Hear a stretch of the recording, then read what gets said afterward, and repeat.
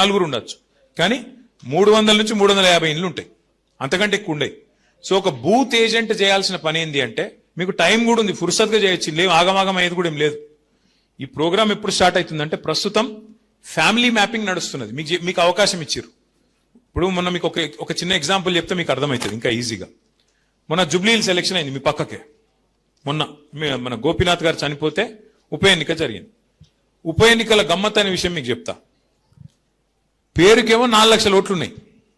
ఏది జూబ్లీహిల్స్ లో ఎన్ని ఓట్లు ఉన్నాయి రాయ్యా అంటే, ఎలక్షన్ కమిషన్ లిస్టు ప్రకారం 4 లక్షల ఓట్లు ఉన్నాయి.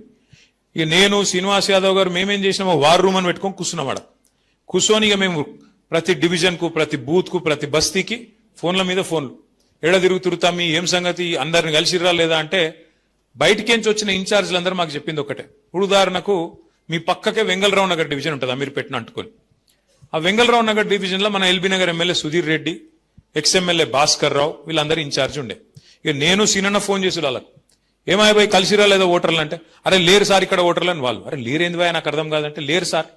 అరే 300 మంది దొరుకుతూనే లేరు, ఎందుకంటే పేరు ఉన్నది ఇలా ఓటర్ లిస్ట్లో, కానీ ఆ మనిషి లేడు సార్ అంటారు. అరే అట్లెట్లుండరు బాయ్ అంటే, లేరు. అరే ఇది ఎక్కడ కథ అని చెప్పి మేము మొత్తం ఛాన్బీన్ చేసినాం.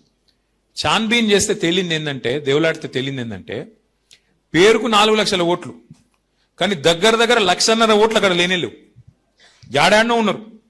ఒకళ్ళు అటేటో పోయి రాజేంద్ర నగర్ పోయినరు, ఒకళ్ళు కొల్లూరు పోయినరు, ఒకళ్ళు ఇంకొకాడ పోయినరు. కిరాయి ఇల్లు అనలేదననే మారిన. రేమత్ నగర్ వాడు పక్కకి ఇటు వచ్చిండు, ఎర్రగడ్డకు వచ్చిండు, ఎర్రగడ్డోడు పోయి అటు అమీర్పేట పోయిండు. బతుకుదేరు, కిరాయి ఎక్కువైందో లేకపోతే పంచాయతీ అయిందో ఏదో ఒకటి అయింది, పోయినావు, లేదా ఇల్లు ఇంకొకటి దొరికింది, పోయినావు. ఇట్లా ఏమైతుంది అంటే, ఇప్పుడు ఎస్ఐఆర్ కార్యక్రమంలో ఏమేమి చూస్తారు అంటే, మీకు 4 రకాల, ఇది చాలా ఇంపార్టెంట్, జర మనసుకి ఎక్కించుకోండి, జర్రా सुनो इसके बारे में. आपको 4 किस्म के अलग अलग काम करना होगा इसमें. एक चीज नंबर 1, ఫస్ట్ మనం చేసేది ఏంటంటే, ఎక్కడన్నా ఎవరైనా చచ్చిపోతే వాళ్ళ ఓటింగ్ అట్లనే కొనసాగుతుంటే దాన్ని డిలీట్ చేపియాలి.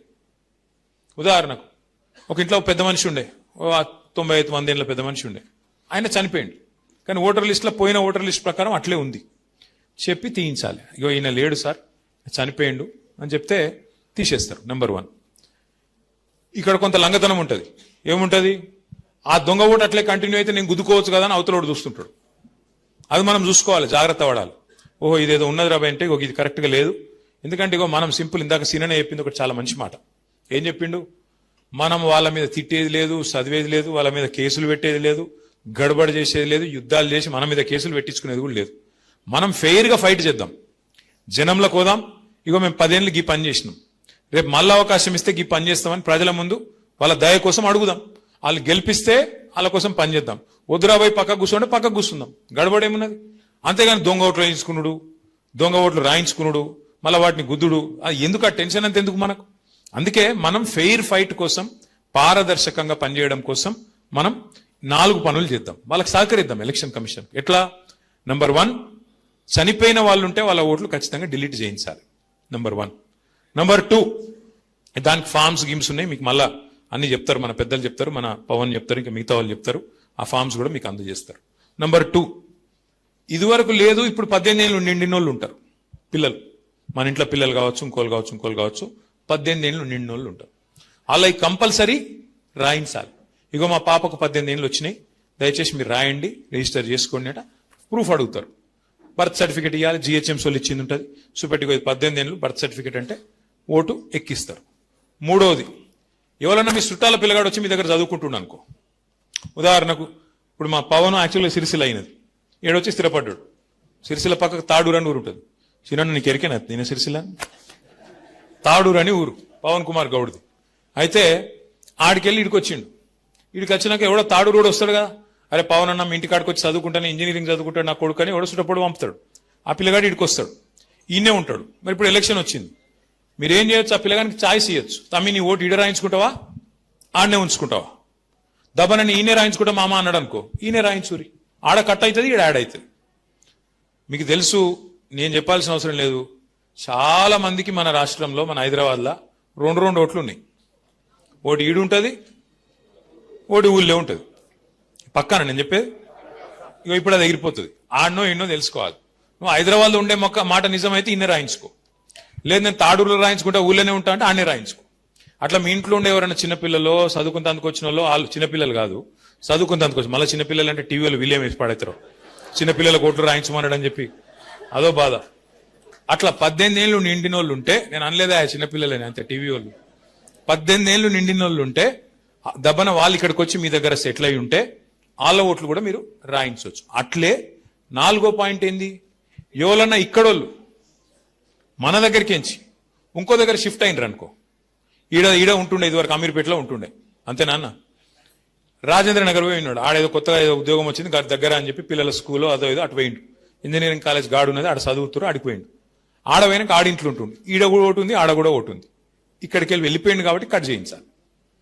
4 జరిగేది ఏం లేదు, పెద్ద ఇంట్లో కథ ఏం లేదు. ఒకటి, చనిపోయిన వాళ్ళ ఓట్లు తొలగించడం, రెండవది కొత్త ఓట్లు రాయించడం, మూడవది ఎవరన్నా ఇక్కడికి ఓటర్ షిఫ్ట్ అయితే వాళ్ళది రాయించడం, నాలుగవది ఇక్కడి ఓటు ఎక్కడికన్నా షిఫ్ట్ అయితే దాన్ని తీసేయించడం. ఇక 5వది అన్నిటికన్నా ముఖ్యమైనది, ఇక బీజేపీ ఓడు కాంగ్రెస్ ఓడు లంగతనం చేసి మనోళ్ళు సంబంధించి బీఆర్ఎస్ వాళ్ళు వీళ్ళు సీనన్న మనుషులు అని చెప్పి వలాయించి కట్ చేస్తుండ అనుకో, ఏదో ఇక మనోళ్ళు అని రిజిస్టర్ అయిన వాళ్ళు ఇక బరాబర్ మొత్తం లెక్క పెట్టాలి, పత్రం పెట్టాలి, గడబడి చేయాలి. దీనికి టైం ఉన్నది. ఎస్ఐఆర్ అనే కార్యక్రమం ప్రారంభం అవుతున్నది, మీ ఇంటింటికి వచ్చి రాసుకునే కార్యక్రమం జూన్, తెలుసు ఐడియా ఉంది మీకు, జూన్ 25 నుంచి మీకు స్టార్ట్ అవుతుంది ప్రోగ్రామ్, ఇంటింటికి వచ్చే కార్యక్రమం, అధికారులు వస్తారు.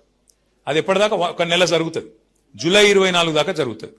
ఆ తర్వాత మీకేమైనా అభ్యంతరం ఉందనుకో, आपको कोई एतराज है, आपको कोई चीज में आपको ऑब्जेक्शन है, तो आपको 2 महीने का टाइम है, जुलाई 24 से कब तक, अगस्त एंडिंग तक, अगस्त नहीं सितंबर तक ना, सितंबर एंडिंग तक आपको मौका है, सितंबर 25 तक आपको मौका है सबमिट करने का.